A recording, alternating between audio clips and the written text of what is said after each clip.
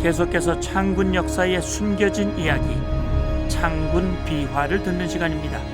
국방TV의 김선덕 PD 스튜디오에 모셨습니다. 어서 오십시오. 네, 안녕하십니까. 오늘은 어떤 얘기를 준비하셨나요? 네, 해군의 아버지로 칭송받고 있는 손원일 제독에 대해서 알아보기로 하겠습니다. 예, 손원일 제독. 예. 네, 근데 우리가 그 손원일 제독님 하면은 굉장히 위대하신 인물을 알고 있지 않습니까? 그렇죠.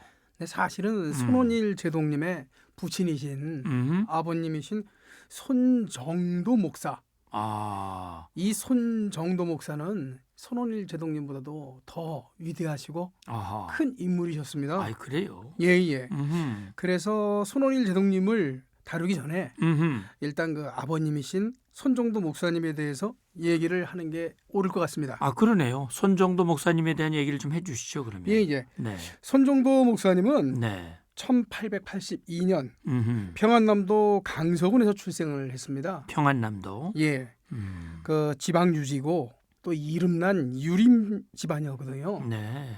그 아버지 영향을 받아서 손정도 목사도 6살부터 20살까지 한학을 배우면서 성장을 합니다. 아, 예.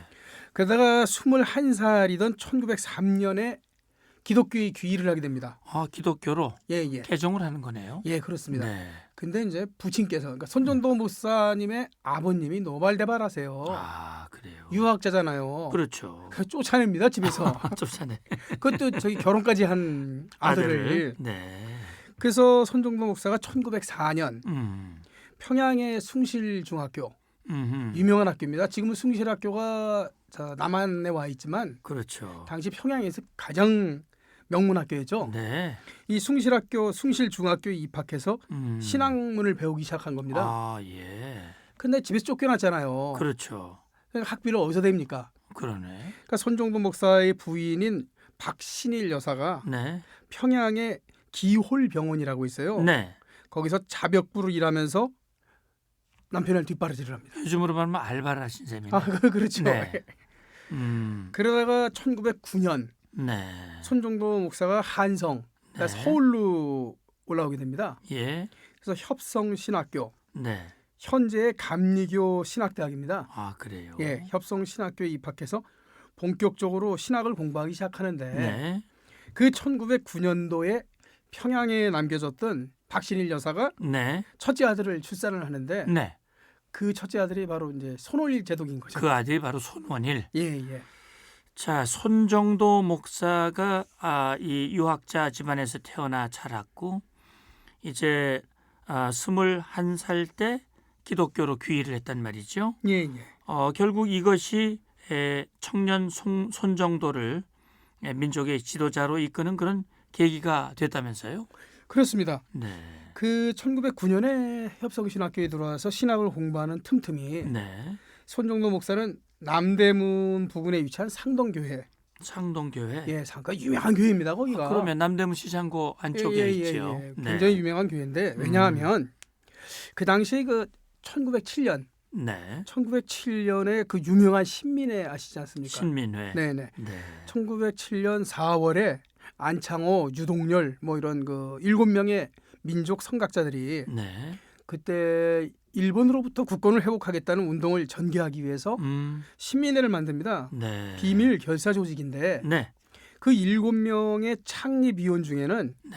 전덕기 목사라는 분도 계세요. 아, 그래요. 근데 이 전덕기 목사가 상동교회의 담임 목사로 부임을 하면서 자연스럽게 애국지사들과 독립투사들이 이 상동교회로 모여듭니다. 그렇군요.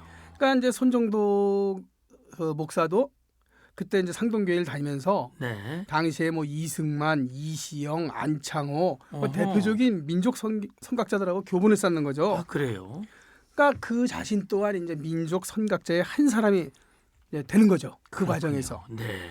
그러다가 1910년 3월 네. 그 손정도 목사가 미국 감리회 목사 안수를 받게 됩니다. 그래요. 그러니까 협성신학교가 감리회지 않습니까? 네. 그래서 그 목사가 된 다음에 우리나라 최초의 선교사가 돼서 북만주 지역으로 파송이 됩니다. 네. 재밌지 않습니까? 북만주 지역에 우리나라 최초의 선교사가 돼서 파송이 됐다는 이 사실. 네. 네, 감리회. 근데 선교 활동을 한참 하다가 1910년 8월 29일 우리나라가 대한제국이 일본에게 병탄을 나가지 않습니까? 그렇죠. 그러니까 이제 손정도 목사가 설교를 하면서 음흠. 대한제국을 강제로 병탄한 일본의 만행을 막 규탄을 하는 겁니다. 네. 그러니까 이 손정도 목사의 선교 사업은 사실상 독립운동이나 다름없던 거죠. 아, 그래요. 그러니까 이제 일본 관원들이 손정도 목사를 요시찰 인물로 이제 주목을 하기 시작한 거죠. 그렇군요. 1912년 12월 손정도 목사는 중국 하얼빈에서 일본 경찰에 체포되어 경송으로 압송이 되는데 일본 수상인 가스타다로를 암살하려고 했다는 그런 혐의였습니다. 물론 일본 경찰이 조작한 그런 사건이었는데 당시 압송된 손정도 목사에게 일본 경찰이 전기 인두로 얼굴과 몸을 찢는 아주 모진 고문을 네. 가했다고 하지요. 끔찍한. 예, 이걸로 인해서 평생 고문 후유증을 앓았다는 얘기도 있어요. 맞습니다. 네. 예. 근데 그것은 이제 시작이 불과했습니다. 네. 그 손정도 목사는 1년 뒤에 무혐의로 이제 풀려납니다. 그래요. 어차피 조작이었으니까. 네. 그런데 며칠 있다가 다시 체포가 돼요. 음흠. 그러니까 그 혐의가 뭐냐하면 네. 북만주 지역에 독립군 무관학교를 세우기 위해서 네. 황해도에 있는 금광을 습격하려고 모의를 했다. 말도 안 되는. 조작이죠. 예. 그러네요. 이런 혐의를 씌워서 음흠. 이 때문에 1913년 11월부터 네. 1년 동안 전라남도 진도로 귀양살이를 갑니다. 아, 그래요. 예, 예. 음흠. 그리고 1914년 11월에 다시 경성으로 돌아왔는데 네. 이때 동대문 교회의 담임 목사로 이제 부임을 하게 됩니다. 네. 그때 1914년 그러니까 손원일 제독이 5살 때죠. 아, 그래요. 예, 5살 때 처음으로 가족들을 이제 경성으로 불러들입니다. 서울로. 네. 그래서 같이 살게 되는데 그러니까 손원일 제독은 아버지를 5살 때까지 만나질 못했던 거예요. 아, 그런 셈이네요. 예, 예. 네. 이게 이제 독립운동을 한 아버지를 둔 운명이라고나 할까. 그러네요. 그리고 그 다음에 1915년도에 손정도 목사는 정동교회의 담임 목사로 갑니다. 아, 정동교회. 그때 이제 배제학당, 이화학당, 지금의 이제 배제고등학교 이화여고죠. 네. 그 재학했던 그 학생들 그리고 청년들이 굉장히 많이 다녔어요 이 교회에. 네. 근데 손정도 목사가 이 젊은이들하고 학생들에게 민족 의식을 막 교치시킨 거죠. 음흠. 그러니까 손정도 목사가 부임 당시에 신도가 1,000명이었어요. 네. 정동교회. 예예. 합시간에 2,800명이니까. 뭐 거의 3배로 늘어났네요. 예. 그리고 막 교인들이 대거 밀려들고 손정도를 추종하는 청년들이 많아지니까 네. 일본 경찰이 또 정동교회에다가 압박을 가하는 거예요. 어허. 그러니까 손정도 목사가 할 수 없이 1918년 6월에 네. 목사직을 사임하고 평양으로 거처를 옮깁니다. 아, 그래요.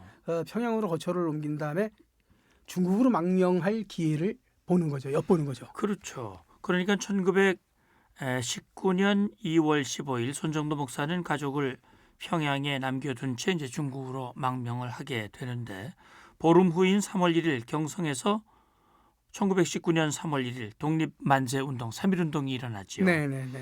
독립만세운동이 전국으로 퍼져나갔고 대한민국 임시정부가 수립되는 계기가 되는데 손정도 목사, 중국으로 망명을 한 손 목사도 임시정부 수립에 한 몫을 하게 된다고 하죠? 그렇습니다. 우리가 그 3.1 운동에 대해서 잘 모르는 사람도 다 알죠. 국민들이 네. 다 알고 있는데 근데 그 3.1 운동이 가져온 효과, 음흠. 어마어마한 효과는 두 가지가 있습니다. 예, 첫째, 임시정부가 만들어진 겁니다. 그렇죠. 국내에서 3.1 운동이 일어났는데 국외에 있는 우리들은 뭐 하고 있느냐. 그래서 이제 임시정부를 만드는 계기가 됐고 예, 독립군이 활동을 하는 계기가 됩니다. 그러네요. 이전까지 무장 활동을 거의 안 하거든요. 예, 그런데 3.1 운동이 일어난 다음부터 독립군들이 무장 활동을 하면서 그 다음에 1920년 아닙니까? 네, 봉오동 전투니 청산리 전투니 전부 1920년에 일어난 일들이거든요. 맞아요. 그러니까 두 가지 큰 일을 한 거죠. 독립군 무장 투쟁과 그리고 대한민국 그러니까 임시정부 수립에 불을 붙인 게 3.1 운동입니다. 맞아요. 금년이 100주년. 그렇습니다. 네. 예. 그래서 4월 초에 네, 그 각 도 대표, 각 도대표로 민족 선각자들이 모여서 네. 의정원, 그러니까 의정원이 뭐냐면 국회입니다. 현재로 우리 따지면. 지금의 국회. 예, 예. 네. 그때 이제 임시 의정원이라고 그랬는데 네. 우리가 그 대한민국 임시 정부라고 얘기하듯이 임시 의정원은 국회입니다. 네. 그래서 의원 29명을 선임을 하고요. 네. 그다음에 4월 10일부터 4월 11일까지 이틀 동안 회의를 거듭해요. 네.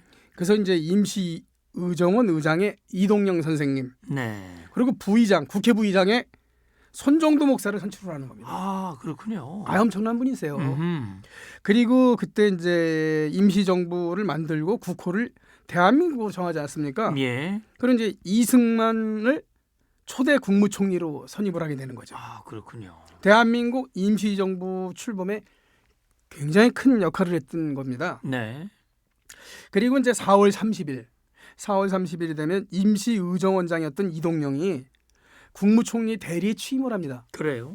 왜냐하면 그때 그 국무총리로 선출했던 이승만 박사 네. 미국에 있었잖아요. 아, 미국에서 활동했죠. 예, 그러다 보니까 대리로 이동영 임시위원장이 국무총리가 됐고 네. 대리가 됐고 그 다음에 부장이었던 손정도 목사가 의장으로 선격을 하는 겁니다. 아, 그렇군요. 예, 예, 예. 음흠. 그러니까 결국은 초대 임시, 그러니까 초대 국회 부의장, 제2대 국회의장이 됐다는 얘기입니다. 아, 그러네요. 그리고 사실, 그러니까 그리고 그 당시에 네. 우리가 알고 있는 건 이제 그 상해 임시정부만 알고 있잖아요. 네. 그렇지가 않습니다. 아, 그래요. 당시에 국내외로 네. 임시정부가 8개가 생겨요. 몰랐던 얘기들인데. 그렇죠. 예. 8개 임시정부가 생겼는데 이제 5개는 유명무실하고 실질적으로 큰 힘을 갖고 있던 건 3개입니다. 네. 그 상해 임시정부. 네. 그리고 연해주에 있던 블라디보스톡에 있었던 대한국민의회. 네. 그리고 한성. 서울에도 한성 임시정부가 있었어요. 네. 놀라운 일입니다. 그러네요. 그래서 이 세 정부가 모여서 통합 논의를 합니다. 네. 그래서 1919년 9월에 통합을 합니다. 아. 상해 임시정부로 통합이 되는 거죠. 통합이 되는군요. 그러면서 그때 그 국무총리제가 대통령 중심제로 바뀌고 그렇게 되는 겁니다. 그러네요. 그래서 초대 대통령에 이승만 대통령이 또 취임을 하죠. 그렇군요. 예, 예. 1921년 늦가을에 손정도 목사는 임시정부에서 손을 떼고 만주 길림성의 길림시로 거처를 옮기게 되는데 손 목사가 임시정부를 떠난 이유는 임시정부 요인들 간 파벌 싸움에 실망했기 때문이라면서요. 그렇습니다. 그때도 파벌 싸움이 대단했다고 합니다. 그래요. 그러니까 지금은 이제 우리가 남쪽에 있으면서 전라도하고 경상도가 파벌 싸움 하잖아요. 네. 근데 그 당시에는 그 서북지방 출신들로 이렇게 홀대를 했던 거예요. 아, 그래요. 그러니까 서북지방이라는 게 이제 그 함경도하고 평안도 아닙니까? 그렇죠. 그래서 이제 도별담들이 있어갖고 그 음. 경상도, 전라도, 서북지방 출신들로 나뉘어서 싸움을 일삼으니까 아하. 나라를 빼앗겼는데 네. 임시정부 안에서까지 이러면 어떡하느냐 실망을 하신 거예요, 손정도 목사가. 그렇군요. 그래서 1921년 겨울에 그러니까 21년 가을이군요. 가을에 네. 거처를 옮깁니다. 길림성 그 길림시로. 네. 그리고 그 해 겨울에 평양에 있던 가족들을 이제 길림으로 불러들이죠. 그렇군요. 예, 예. 그 손정도 목사는 길림 동포사회의 구심점이 됩니다. 네. 그리고 동포들이 도움을 청할 때마다 기꺼이 도와줬고 네. 억울한 송사를 당한 동포들을 위해서 이제 관총을 출입하면서 변호사 역할도 하고 아하. 또 독립군들이 찾아오면 노자도 지어주고. 오. 근데 가장 큰 일을 한 거는 네. 조선인 정착촌을 만든 거예요. 그래요. 손정도 목사의 이제 부친이 돌아가시고, 네. 근데 손정도 목사가 그 고향 강서군, 네. 평안남도 강서군에는 유산이 많이 있었어요. 아, 그랬군요. 그걸 싹 처분해서 길림성 앵목현에다 땅을 삽니다. 그래요. 땅이 3,001경이라고 하는데 네. 그 여기서 3,001경에서 그 경 네. 이딜경이 농부한 사람이 하루 종일 농사를 할 수 있는 땅이래요. 아유, 그래 어마어마한 3,001경이 어마어마한 땅이죠. 그러네요. 그 막대한 규모의 농토를 구입을 해서 음흠. 거기 동포들한테 네. 아낌없이 나눠줍니다. 아하, 그 그래요. 농사를 짓게 해요. 조선인 정착촌을 만든 거죠. 그렇군요. 아주 훌륭한 분이십니다. 이 손정도 목사 얘기를 지금 나누고 있습니다. 당시 소년 김일성을 돌봐준 일화가 있다고 하는 이 얘기는 뭡니까? 예? 그 김일성의 아버지 김형직. 네, 김형직. 김형직이 손정도 목사의 고향 후배예요. 아, 그래요. 근데 그 당시에 그 김형직이 김일성 소년 김일성을 데리고 네. 길림에 와 있었던 겁니다. 네. 근데 1926년에 김형직이 사망을 해요. 아, 그래요. 그러니까 이제 김일성 혼자 딸랑 남잖아요. 그렇죠. 그러니까 그 후배의 아들인 김일성을 손정도 목사가 도와주기 시작한 겁니다. 아, 그래요.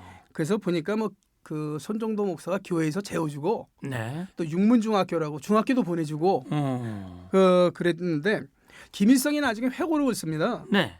세기와 더불어라는 그 회고록을 쓰는데 네. 거기에 보면 이제 김일성이 그런 얘기를 써요. 네. 자기 아버지가 그러니까 김형직이 죽은 다음에 손정도 목사의 도움으로 중학교도 다닐 수 있었다. 아. 그리고 심지어는 회고록 중에서 이제 제2권, 제2편, 제4장의 소제목이 아예 손정도 목사입니다. 그래요. 그 김일성이 1929년 가을 네. 그때 육문중학교 다니던 시절인데 네. 조선 공산주의자 청년동맹 활동을 합니다. 네. 그러다가 중국 공안한테 체포가 돼요. 네. 그래서 7개월 동안 감옥살이를 하게 되는데 네. 그때 옥바라지를 해준 사람도 이제 손정도 목사였고 아유, 그래요. 또 그 당시 중국 관리들이 썩었거든요. 네. 그러니까 뇌물을 줘서 음흠. 김일성을 석방시킨 청년 김일성을 석방시킨 사람이 또 손정도 목사였던 겁니다. 그래요. 그래서 김일성이 회고록에서 그런 얘기를 해요. 뭐라고 씁니까? 손정도 목사님은 비록 나와 사상은 달랐지만 음. 참으로 민족을 위해 헌신한 애국지사였다. 아. 이렇게 회고를 하고 있죠. 그러네요. 근데 손정도 목사는 꿈에도 몰랐을 겁니다. 그렇죠. 이 김일성이 훗날 민족상전의 6.25 전쟁을 일으키는 인물이 되리라고는 그러네요. 꿈이나 생각했습니까? 이 역사의 아이러니입니다. 네. 근데 혹자들은 왜 그런 놈을 돌봐줬느냐 이렇게 얘기하는 분도 있겠지만 네. 워낙에 손정도 목사님은 동포를 많이 도왔어요. 네. 그때 당시에 그 안중근 의사의 부인 김마리아 네. 그리고 안중근 의사의 아들인 안준생 네. 또 딸인 안현생도 그 상해에 있을 당시에 자기 집에 데리고 와서 돌봐줄 정도로 아하. 항상 동포를 위하는 그런 진정한 삶을 산 그 목회자였죠. 그렇군요. 1931년 2월 19일 참 하늘은 무심하게도 49세 49살의 젊은 뭐 사실 지금으로 보면 젊은 젊죠. 나이죠. 예, 예. 손정도 목사를 데려가고 맙니다. 길림에 있는 동양병원이라는 병원에서 아내와 자식들도 보지 못한 채 홀로 세상을 등지게 된 것인데 참으로 안타깝기 그지없는 일이지요. 손정도 목사가 31년 2월 19일 날 네. 임종을 하시는데 네. 한 해 전인 1930년에 가족들을 모두 북경으로 이주를 시킵니다. 아, 그래요. 그리고 혼자서 조선인 정착촌 일을 계속한 거예요. 네. 근데 과로를 해가서 위궤양도 생겼고 음흠. 또 과거에 그 경찰한테 당했던 그 일본 경찰 네. 고문의 휴유증 이런 것 때문에 돌아가셨는데 네. 참 슬픈 일은 손 목사님이 돌아가셨을 당시 음흠. 그 당시에 손원일 제독이 국제 화물 여객선 람세스호의 2등 항해사로 일을 했었는데 네. 인도양을 항해 중이었던 거예요. 그때. 아버지 돌아가시는 걸 볼 수가 없었군요. 그랬습니다. 1962년도에 네. 대한민국 정부는 손정도 목사한테 건국훈장 국민장을 추서합니다. 예. 그리고 1996년 9월 중국으로부터 손정도 목사의 유해를 봉환합니다. 예. 96년도 9월에 국내 그러니까 조국으로 돌아온 손정도 목사는 동작동 군립현충원 임시정부 요임 묘역에 안장이 됩니다. 예. 그리고 이제 그 손원일 제독님이 제2장군 묘역에 안장돼 있거든요. 그러네요. 근데 임시정부 요임 묘역하고 제2장군 묘역이 이렇게 붙어 있어요. 아하.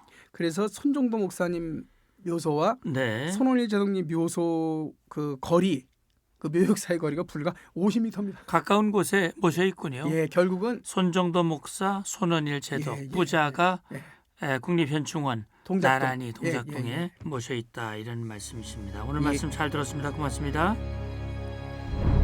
네, 감사합니다. 네. 자, 창군 역사에 숨겨진 이야기 창군 비화 국방 TV 김선덕 PD와 함께했습니다.